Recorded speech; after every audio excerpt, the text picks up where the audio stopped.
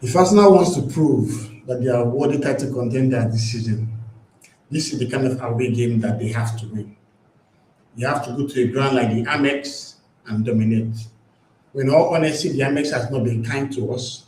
But this version of Arsenal, different mentality, different standards, different pressure.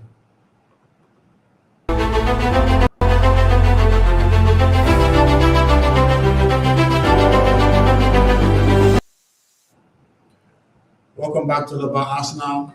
This is not just about 3 points. This is about making a statement in a ground that Arsenal has not really fared well in recent times. Our head-to-head record against Brighton at the Amex Stadium is not that good. And last season, it was a 1-1 draw. Itamaneri scored the only goal for us, while Joao Pedro scored a very funny penalty. I won't forget that. So today we're going to take some time out to preview the Brighton versus Arsenal game, and of course, we spend more time talking about Arteta's press conference, talk about Brighton's form, look at Arsenal's form, of course, look at the potential injuries and suspensions, latest results, predicted lineups, practical battles, and of course, my final predictions. So without further ado, let's jump into it. And there's no better place to start than looking at Mikel Arteta's press conference. As always, he met with the journalists ahead of the game against Brighton, and every information from the transcript can be found on Arsenal's website. But obviously, some key things that I need to talk about today. First of all, he was asked about his heart rate coming down after Sunday because, man, that Chelsea game was something, right? These were the guys that, despite the fact that they were a man down, it seemed like they had 12 men, especially towards the end of the game where we kind of struggled to even hold anything together. What was important was that we needed to get 3 points from that match. Bearing in mind that Man City had won their game against Leeds, and anything more than 3 points would have been a disaster. So it was a good question asking Arteta about his heart rate, and he said, yeah, when the whistle came down, it wasn't for long, but he has a very strong heart that has been tested since he was 2. So it's been a few years. It's understandable. Every Arsenal fan can attest to the fact that we were quite nervous when that game finished. And I was really happy to see that we got the result we wanted against Chelsea, which was a win. Yes, there's some more drama around the set pieces and all that crap. In all honesty, I don't care. I even love the way our manager responded when they asked him about set pieces. If I can recall the exact quote from Arteta, he said, I am upset that we don't score more and that we concede as well. So we want to be the best and the most dominant team in every aspect of the game. And that is the trajectory and the aim for this team. And as a club, we want the same and we will try to do that. And that's what matters. People always make so much noise about how we are a set piece oriented team. But one, they fail to understand that we have exceptional crossers of the ball, like Declan Rice, like Bukayo Saka. Like I just imagine the English team in the World Cup, the way they will have so many lovely crosses fitted to them. And they also have a certain Rhys James, who also created an assist in the game as well.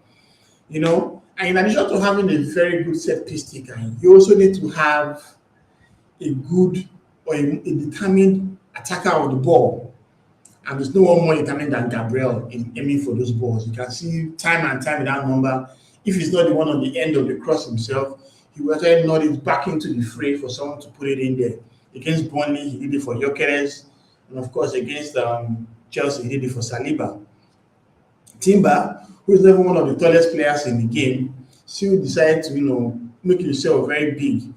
Not that ball that made us win the game against Chelsea. He was also on target twice when we played Leeds. And of course, they came from set pieces as well. So I'm not bothered or flustered about what they say about our set piece prowess. It's even interesting to know that, we're about to break our record. Because in the Premier League right now, we've had 16 goals from corners. The record still stands between us and West Brom at 16. And we have like 9 games left to play, so certainly we're going to break that record. I was also asked about key players, which I want to dwell on for a bit. Starting with Kai Havertz, he said that, Kai has done one session, But you have to wait and see whether Kai is going to be available, and all that. Kai Havertz is someone that had been terribly plagued by injury this season, which is so sad to see. He's someone that would have been very vital for us in the course of the campaign. But as it stands, he's someone that we need in the small spell that he managed to play when he came back against Kairat Almaty. You could see how his relationship with Vitor Gyökeres was. He was always at the further up the pitch, playing alongside Gyökeres like a second striker per se, not the Odegaard role. And we really missed that. In the games he played, he had an assist for Gyökeres against Kairat, had an assist for Gyökeres against Sunderland as well. But unfortunately, he suffered that injury that kept him out. But, he came on as a sub against Chelsea. He didn't really look up for it.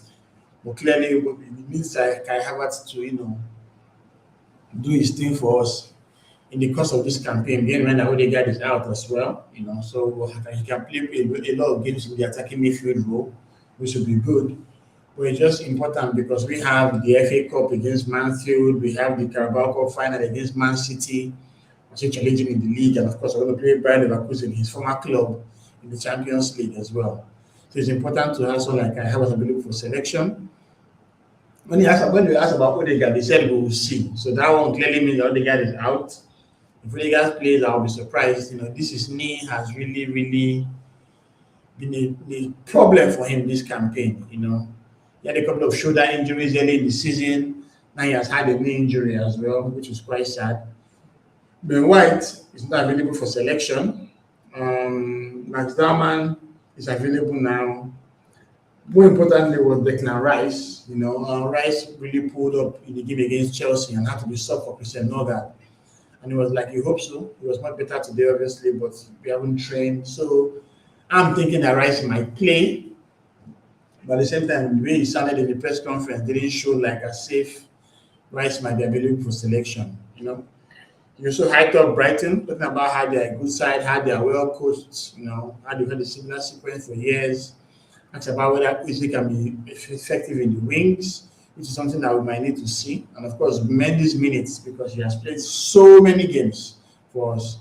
But the press conference was nice. It was just good to see him answer those key questions from the journalists. And as you expect from Arteta, he was cheerful going about it. Now let's talk about Brighton for a bit. That's one team that is very structured with the possession-based type of play. They build from the back, invite pressure, and of course, they risk attack space aggressively when you commit. They are currently, what's the position in the Premier League right now? I think they're in mid-table. Yeah, they are currently 12th on the table, but they have a certain Danny Welbeck, the ageless Danny Welbeck, who at 35 is currently their highest goal scorer, with 10 goals in the Premier League. I don't know how many goals he has in all competitions. He has 11 goals in all competitions. Kaoru Mitoma is not, he has really dropped off a cliff, There's some high expectations for him back in the day, but although he has had his injury issues as well. But another dangerous player they have in their ranks is Diego Gomez. Gomez actually scored us when Brighton came around in the Emirates. They also have Pascal Gross, who for some reason was sold to Dortmund in the summer and came back in the winter. Obviously, it didn't work out really well at Dortmund. But one thing about Brighton that they have a very stable back line. Verbruggen are basically almost every game for them. And the captain, Louis Dunk, playing alongside Jean-Paul Van Hecke with Fede Kadrioglu and Matt Rifa on both fullback positions. So Arsenal will be very mindful of the truth that Brighton could potentially pose. They are very, very aggressive in their press in midfield, with likes of Baleba, and Gross.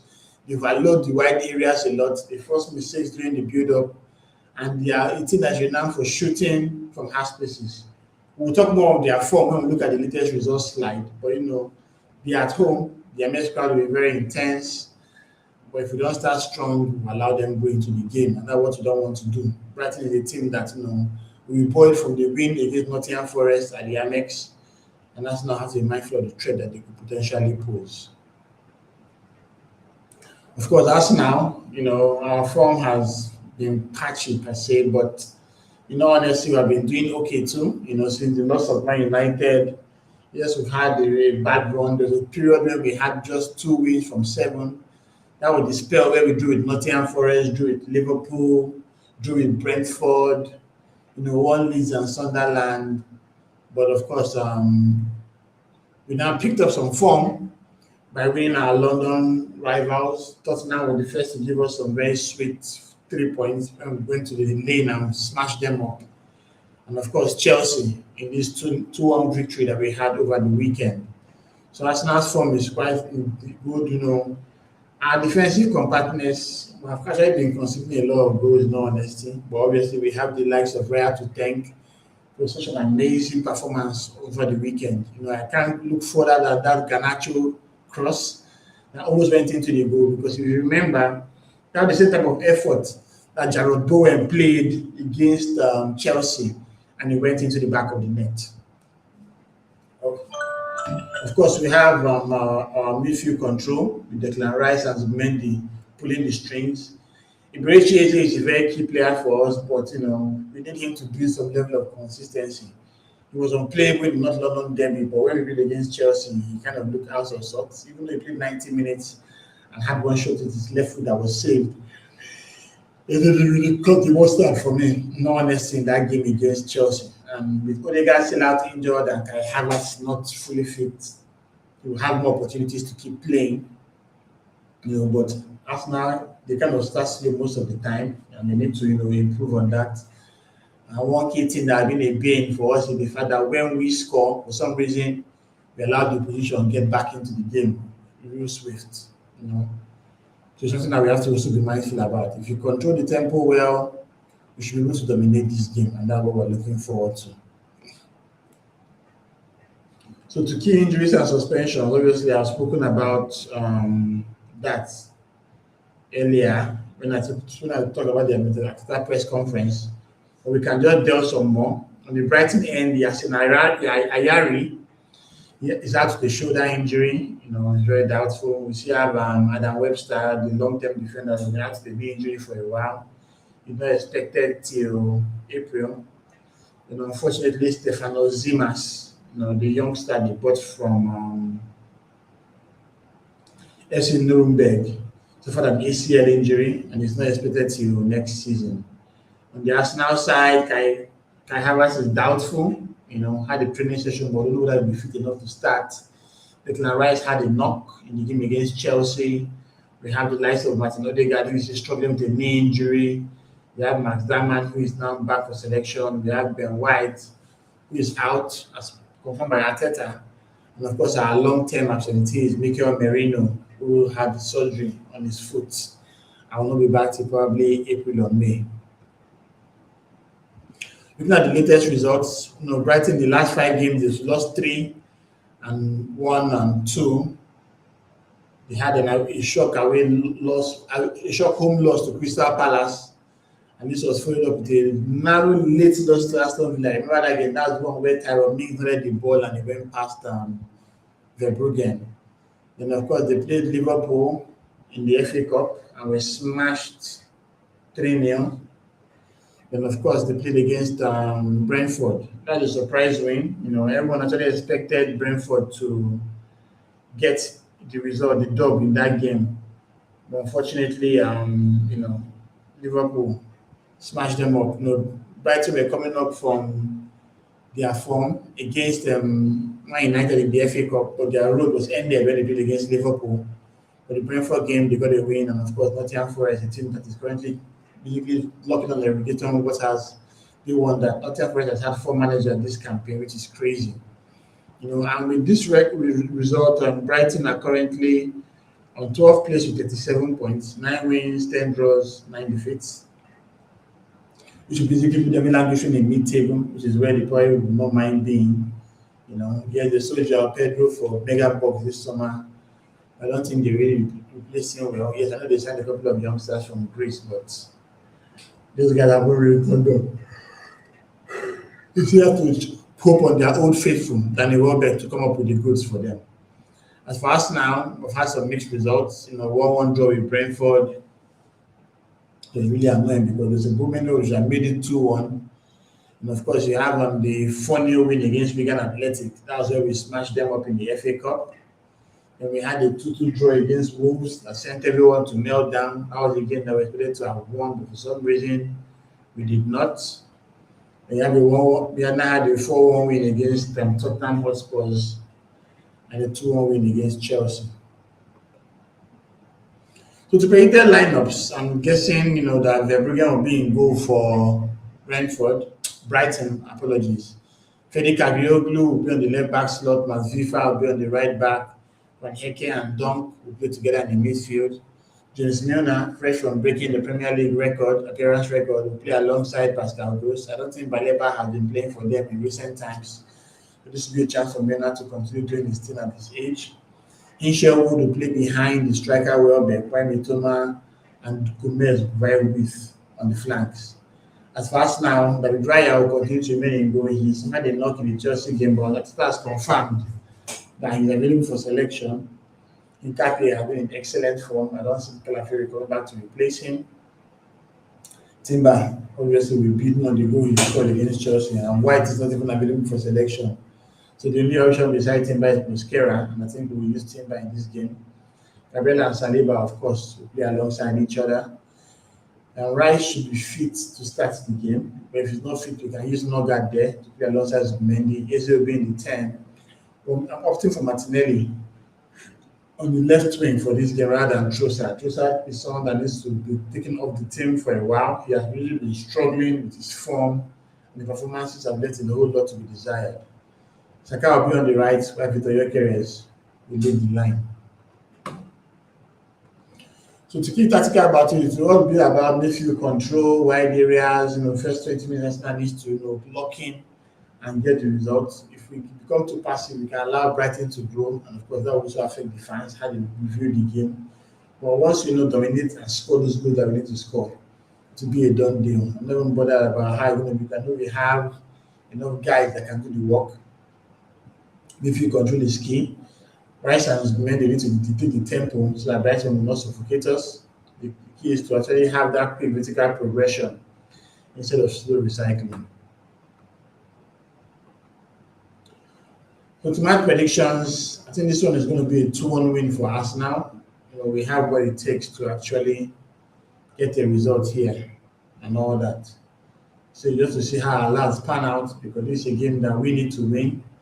We are playing at the same time with Man City, Nottingham Forest, and obviously we expect Man City to smash Nottingham Forest over the park.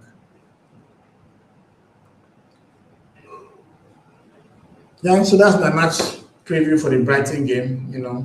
Tomorrow I'm going to be doing a watch along. I think I'm going to resume the watch along series, especially for games that will play at night. So thinking about the late fixtures, Champions League, or for the weekend games that are during the daytime, I probably would not.